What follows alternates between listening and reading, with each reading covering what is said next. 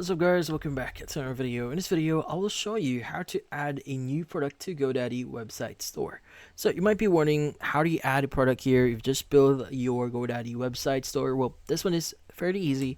So first things first is you want to go to GoDaddy.com, log in into your account and access your website's dashboard. Now, usually in your dashboard here, you want to go to the left panel and you should see commerce. Go ahead and expand that.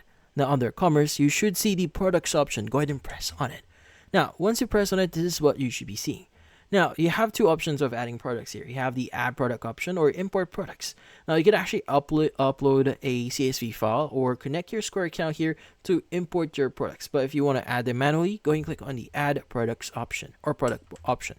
Now, from here, you have the option to add the product type, product name, the price for it, category, the text category here, and the image for it.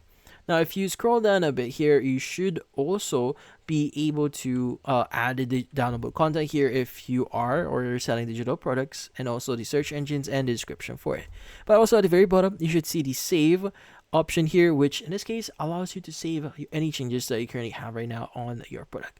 But to be speaking, just click on save or save and add another if you want to add another product after saving this one to basically save your changes here in your GoDaddy website store. But in this case, that's about it. So, if you found this video helpful, don't forget to leave a like or maybe subscribe to our channel. Thank you for watching.